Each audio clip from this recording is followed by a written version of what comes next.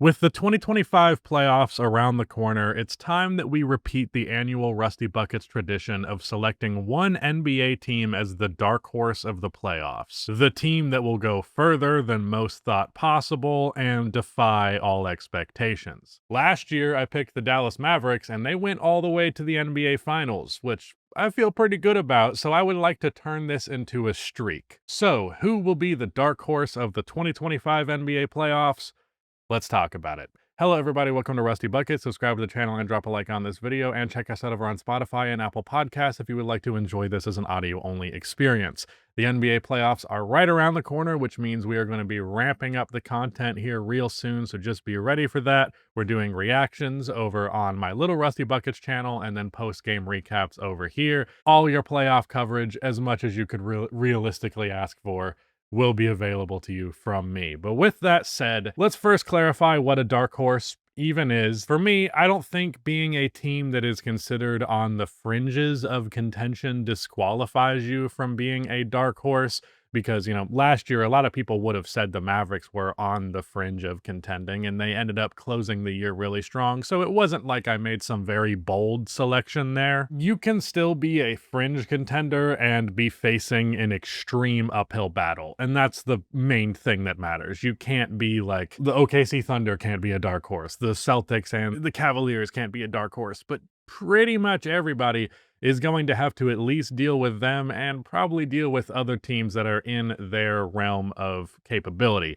So, like Dallas last year, they had to go through OKC and Minnesota. Both of those teams could have beat them, like pretty easily if the cards shuffled a different direction. They faced adversity, is my point. Heating up at the end of the year, it is a very huge sign of dark horses. So with that in mind, for this video, we're going to be looking exclusively at some post-trade deadline numbers. Starting out in the West, not going to be a shock. There's a lot more potential dark horses in this conference than in the East because the East just kind of sucks, but there are a few there that we'll get to. The first is the Los Angeles Clippers, and as of the deadline, they have the 5th best half-court offensive rating and 7th best defensive half-court rating, while being 26th in the NBA in three-point attempts, which is certainly low, but second in percentage. So while their volume is low, they are making up for it by hitting the shots that they're taking. So we're looking at a team that is top 10 in both half-court defense and offense. The reason that I specify half-court offense is traditionally that stat ends up mattering a lot more for who the true best NBA offenses are through the scrutiny of a postseason. A lot of the time you can have a super fast pace that juices your offensive rating, but in the playoffs that pace slows down. It's just not quite the same environment, and half-court numbers are a better indicator of who will do well in that context. And for the Clippers, being top 10 in both of those numbers, being second in three-point percentage, all of that is excellent, excellent shit. Now, Kawhi is obviously the massive wild card factor in this equation, because if he is healthy, then the Clippers are, to me, the runaway dark horse team. I would wager to say they're so good with Kawhi there that they might not even quite qualify for being a dark horse, but they end up being a dark horse because betting on Kawhi Leonard to be healthy is historically a terrible bet to make. That is going to be an issue, but they have a really strong core four. Their 4 best players is like one of the best core 4 players in the entire league. The addition of Bogdan Bogdanovic has been massive. Ben Simmons has even had his moments. There are a couple of other role players on the team who are okay. I do wish the depth was a little bit better, but the starting lineup's excellent, and they're a very versatile, well-rounded team. You have a ton of great playmaking, a ton of shot making, a good amount of three-point shooting, at least on a high percentage, and you have Zubats patrolling the paint on both ends of the floor. I think they are a very strong contender. The only reason that they won't be my pick, or at least, maybe I'm spoiling it a little bit, but they probably wouldn't be my pick, is that Kawhi is just such a hard player to bet on. But then we have the Golden State Warriors. Their half-court offensive rating post-trade deadline has been 7th, and their defensive rating half-court post-trade deadline is 4th. Two excellent, excellent numbers. Meanwhile, they are second in the NBA in three-point attempts per game, taking just over 42 a night, and they are 17th in three-point percentage, which is a little bit low, but hey, they're definitely up there in terms of makes, and that's a big reason why their half-court offensive rating has been solid. Now, the big thing with them is Jimmy in playoff mode. Are they going to be capable of being good enough without him doing that, or is that something that they really need? In the case that it's something they really need, how likely is it that we'll actually see it? That is a very significant factor. Also, how exactly are the role players going to do? Because the reason the three-point percentage is not very good is players on this team just have not been hitting their threes pretty much since Jimmy Butler's gotten there. Guys who are getting cleaner looks are still managing to not hit them. I think Draymond Green's three-point numbers might be falling back to earth a little bit. That is going to be a factor. Jonathan Kuminga has not fared well since he has returned to the lineup with Jimmy there. I just think the spacing is just not good when he's in that lineup, so it's just inevitably going to fail. So you have a lot invested in that guy who's probably going to end up having a limited playoff rotation ability with your current structure of the roster. So that's not good. Jimmy and Steph is a really good duo, and Draymond Green is a huge factor for their defense, and their defense is super reliably great, which is nice. But it will come down to a matter of what is the ceiling of this team's offense, and there are a lot of other teams in the conference that their ceiling is not so heavily determined by two guys, and then everybody else just kind of falls in line. There's a lot of reasons to be hesitant on the Warriors, but Jimmy Butler playoff mode does exist, and if he does do that, it dramatically increases their chances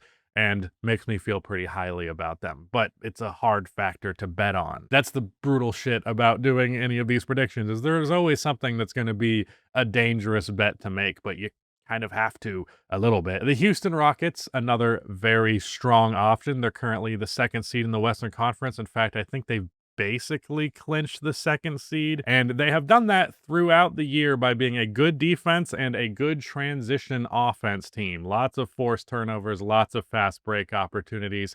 On top of that, good amount of offensive rebounding and things of that nature. Defensive rebounding as well, just making sure their possessions are actually ending. But their half-court offense throughout a majority of the year has not been good. And as I mentioned earlier, that's a big problem, even if your defense ends up being great. And since the deadline, they have the third best defensive rating in the half court in the entire NBA. If your half court offense is not very good, you're going to find a team that can match your defense and can way outscore you. However, Houston has been 12th in offensive half court rating since the trade deadline, 117.8. That is really, really, really good. That makes them like better than the bottom half of the league. And, you know, it's not, I should say it's really, really good relative to what they were, because last time I had looked at it, they were like 25th. So they have made a huge leap in that. And a big part of that has been Steven Adams at the 5. As weird as that may sound, playing him alongside Alfred Sengun at the 4 position has been really advantageous to their offense, because there's a ton of second chance opportunities. There are very few teams that can stop that amount of size in the paint. They end up basically, from what I understand, Steven Adams, when he plays, is essentially the best big in the fucking NBA at like just from a minute to minute perspective. Like rebounds, defense, offense, all of his stats are exceptional when he plays in these games. However, the only problem with that is because of his injury history, because of his age, because of probably lesser stamina than you would like to play real starters minutes.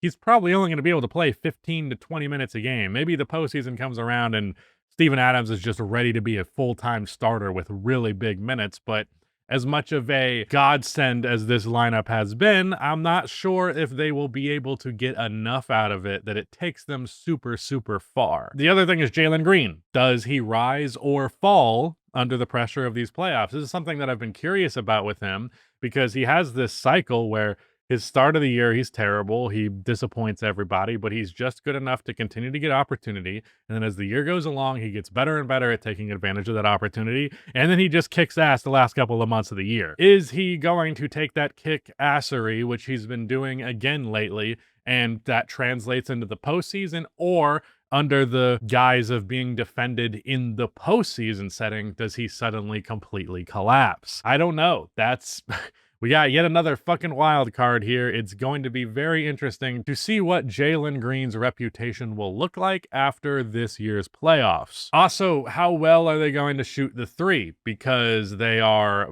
towards the bottom of the league in attempts, but they are very good in percentage as of late. However, can't say there's a ton of dudes on that team who are like actively really good shooters. They have some guys who do well enough. I don't know. I have a feeling that like the 3-point shooting will end up burning them, even as their percentage has been great lately. I'm more fearful of that being artificial than most. But with that said, Houston has a very, very strong case as well. Thus far, firing out of the gate, our top three cases in the West are all really, really good, because this year I feel like we have a class of just a lot of good playoff teams who are not outright contenders, because the top three teams in the NBA are just so head and shoulders above everybody else. Moving on to the Denver Nuggets. Their half-court offensive rating since the deadline is 121.3, which is the fourth best in the NBA. Very, very good.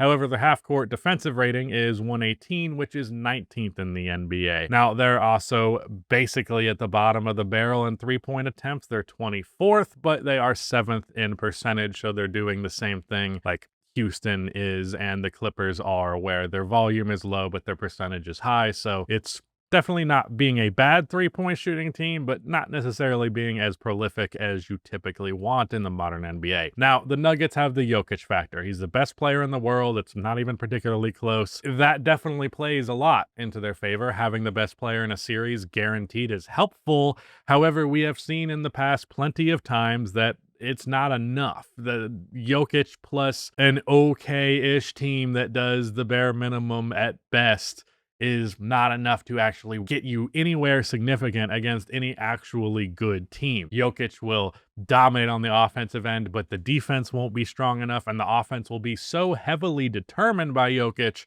that it is just not enough. Now, firing Mike Malone makes this a wild card, and that factor alone probably works against them more than it works for them.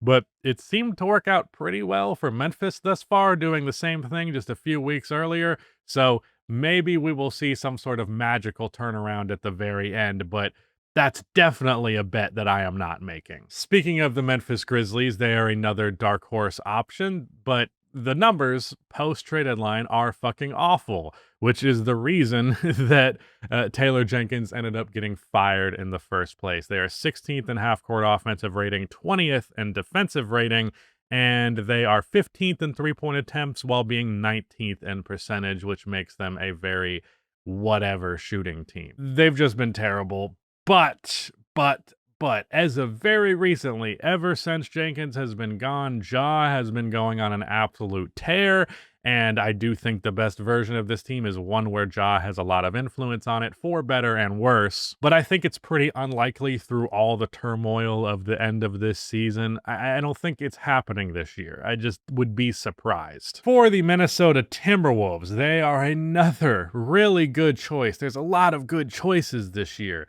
They are currently 8th in half-court defensive and offensive rating, and they are 5th in three-point attempts while being 12th in percentage. This is one of the best teams in the league, period, post-trade deadline. I believe they have the 6th best record since then, and specifically with Julius Randle, they've won 15 of their 19 games with him since he had returned from injury. It's just a matter of how well this translates, because is Julius Randle going to completely shit his pants in the playoffs like he has in the past? If that's the case, well, all of this falls to the wayside, but maybe we have found the right circumstances around Julius that he actually plays okay. We'll have to see. And yet again, it's not a very comfortable bet to make. The really good three-point shooting numbers to me is the most impressive and important thing here, because being above average in percentage while taking 40 plus three-point attempts per game, like, those are good numbers considering the fact that spacing is the biggest concern with this team. We've also seen a good leap in production out of Jaden McDaniels as a scorer in general and as a three-point shooter. So I don't know. Some of this could just be hot shooting. Some of this could be finally the roster is clicking together. It's kind of hard to say, and it's also kind of hard to say how it will translate in the playoffs. That said, Post-deadline, they have some of the best numbers of anybody, and they are a strong contender for dark horse. Winning 15 of 19 with him, that's big, man. That is a big stat that is very important. Out east, the New York Knicks, they have a half-court offensive rating of 115.5, which is 19th in the NBA, and their half-court defensive rating is just 14th. Meanwhile, they're also 28th in three-point attempts and 20th in percentage. I couldn't believe it was that bad. And I'm honestly, Knicks fans in my life have reinforced this idea. It seems likely that Tom Thibodeau at this point is kind of holding the team back. Tibbs has always been really, really good at stretching his dollar, really getting the most out of role players who are okay at their job. But the starting lineup that the New York Knicks have right now is one of the most talented, well-rounded starting lineups in the entire NBA. And they also should be one of the best three-point shooting teams in the NBA. Josh Hart's not very good at shooting, but Jalen Brunson, Mikal Bridges, OG Anunoby, Karl Anthony Towns, these are all guys who shoot the three ball pretty well historically. And I feel like Cat's three-point volume has been lower than I would like it to be. This is a super, super talented team, and it has always felt like it just didn't quite click the way that you would like it to. But the talent is undeniable, and the possibility for it to click is there. I would just probably say not this year. I would also say the defense is disappointing. Like, we knew that Cat being at the 5 was going to present its challenges. Brunson is no great defender either, but Josh Hart, Mikal Bridges, and OG Anunoby is a hell of a defensive trio on the wing, enough to be good enough. And I'm not trying to blame all of this on Tom Thibodeau, because from my understanding, both Mikal and OG have been a little bit disappointing on the defensive end this year in ways that are not a result of the team structure. But one way or the other, I just think there are too many things that are holding them back right now. A lot of it is Tom Thibodeau's coaching philosophy. If they're going to trade for all this offense at the detriment of their defense, just to still be a better defensive team than they are an offensive team, that's rough, buddy. And I'm not saying that in a way that's like, well, the defense held up. No, they're fucking 14th.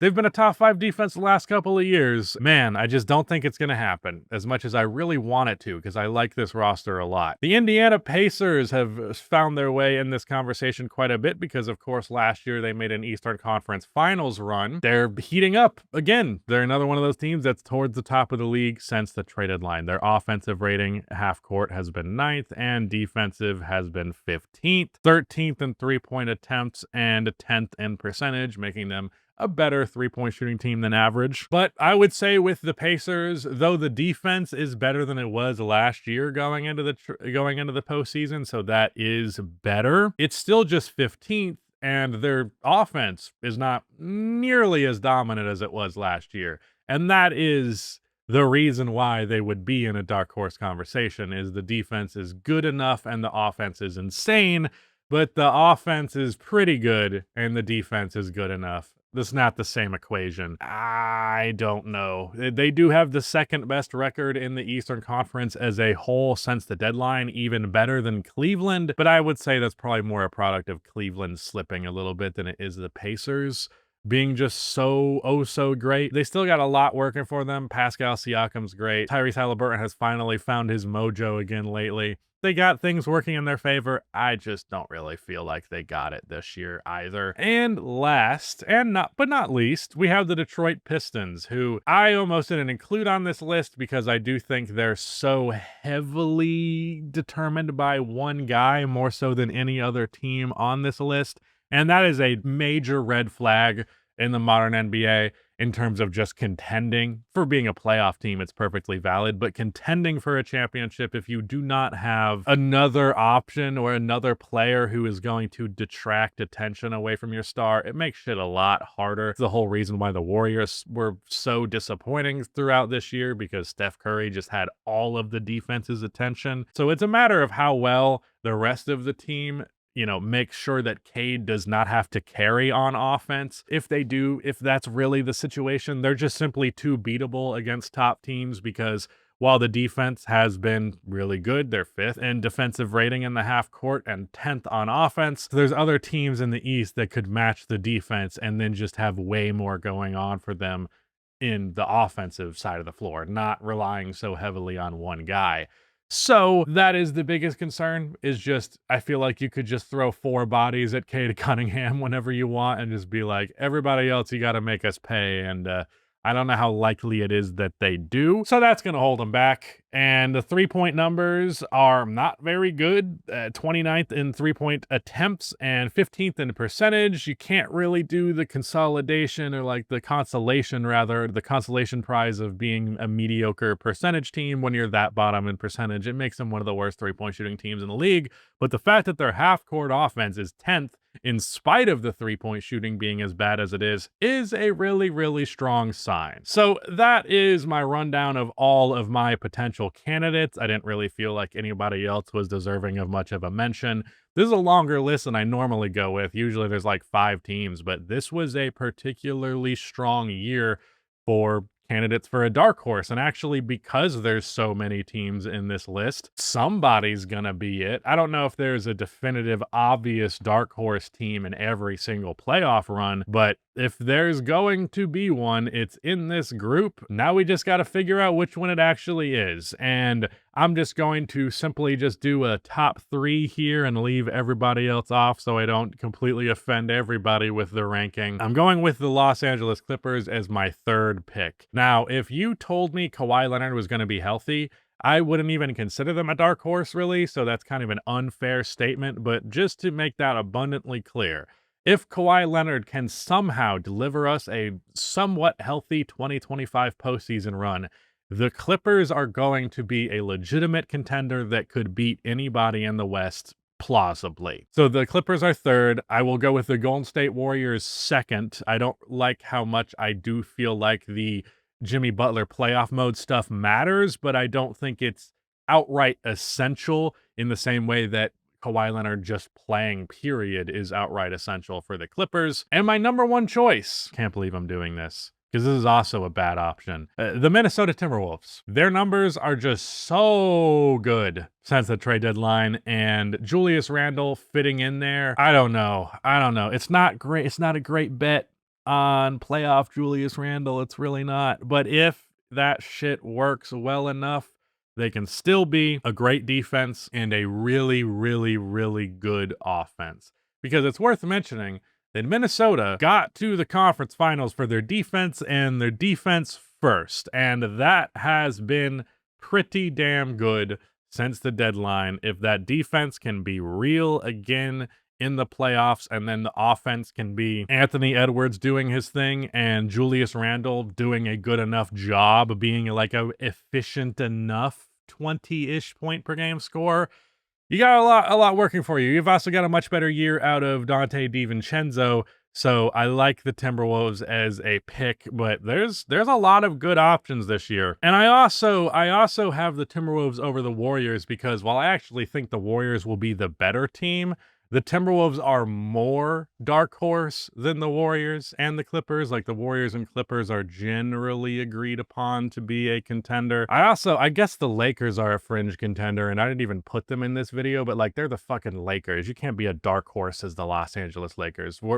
Regardless of what level of horse the Lakers are, that shit will always be in bright lights. My top 3, Minnesota Timberwolves, Golden State Warriors, Los Angeles Clippers. Honestly, ask me tomorrow, I might flip this list in its entirety. My official pick for the dark horse of the 2025 playoffs is the Minnesota Timberwolves. That is it. Shout out to Nick for editing this video. Let me know who your playoff dark horse is in the comment section below. And that is it. Goodbye.